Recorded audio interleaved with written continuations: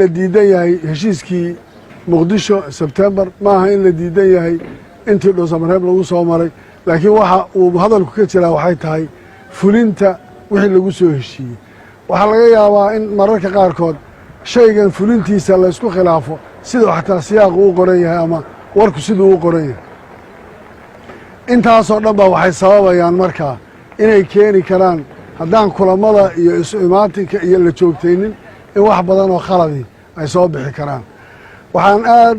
ugu mahadcelinayaa sidaan habeen dhawoodba u mahadcelinayey saaxiibadaydii isku dayey inay arrintaa xal ka gaadhaan oo ay isku dayaan inay kulamo la qaato laakiin waxaad mooddaa sidii aan ugu talagalay si aan ahayn inay wax badani u dhaceen oo isu beddeleen waxaa jirtay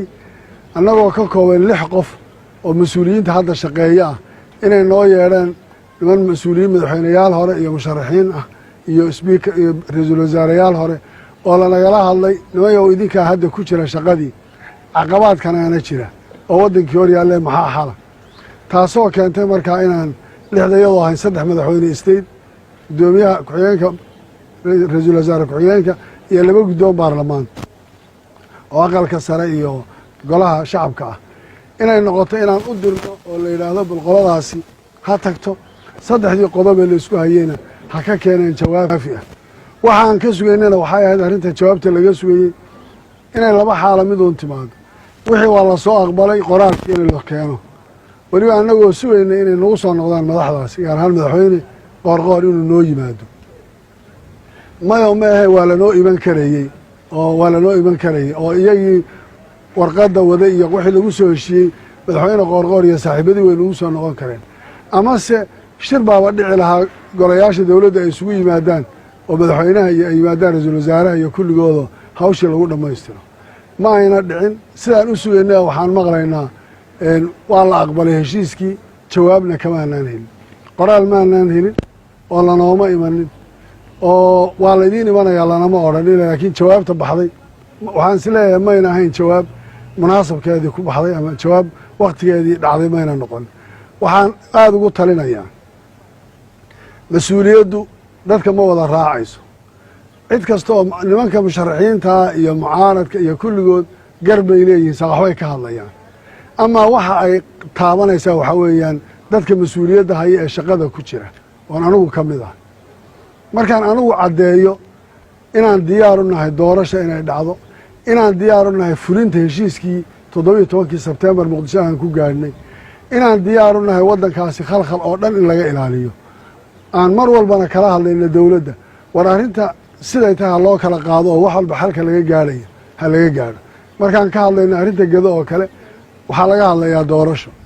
waxaan haysanaa caqabad baana haysa dhib ah ciidan baa muddo 8 bilood 9 bilood bannaan jooga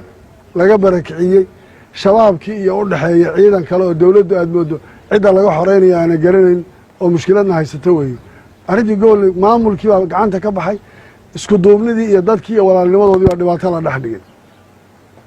doorashada markay timaado maalintii ugu horreysay aan madaxweynaha iyo isku waafaqnay ra-iisul wasaaraha iyo kulligood in state walba 2 goobood lagu qabto garbaharey baa ka mid ahayd goobta labaad ee Jubbaland lagu qabanayo Kismaayo waxaan diyaar u nahayn inaanu qabanno doorashada laakiin waxaa su-aal lahayd waxaan ka hadlaynay waxay ahayd war ha la abuuro environment ama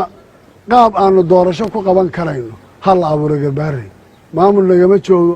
oo maamulkii jiray waan garanaynaa sida lagaga qaaday iyo sida meesha la geeyey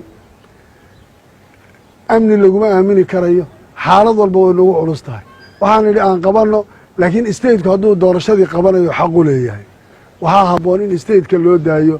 oo at least waxaanu ka wada hadalnay arrinta gedaha haddii 2 qaybood laga dhigo soo wareejinta maamulka iyo ciidamada la kala celinaya iyo dib u heshiisiinta iyo waqtiga way qaadan kartaa ilaahuma ay bil qaadato laakiin tan doorashooyinka iyo garbahareyga ku saabsan waxaan is leeyahay muddo ma qaadan karayso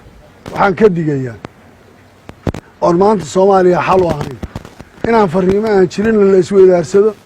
doorashada la yidhaha hebel iyo hebel oo qabta hebel iyo hebel oona bannaanka ka jooga waxa ka iman karaan aan garanayno Soomaaliya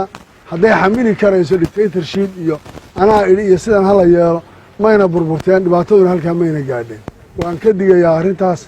ha la isu yimaado maxaa diidaya in la kulmo la isu yimaado madaxweynuhu magaalada muqdisho la isugu iman karaa isagaa maamula awooddeeda isagaa iskale waddanka oo dhan baa lagu soo dhoweyn karaa tan intuu yimaadaan furayaasha ku wareejin karaayo doorashada rabo oo ku qabsan karaa waa madaxweynihii jamhuuriyadda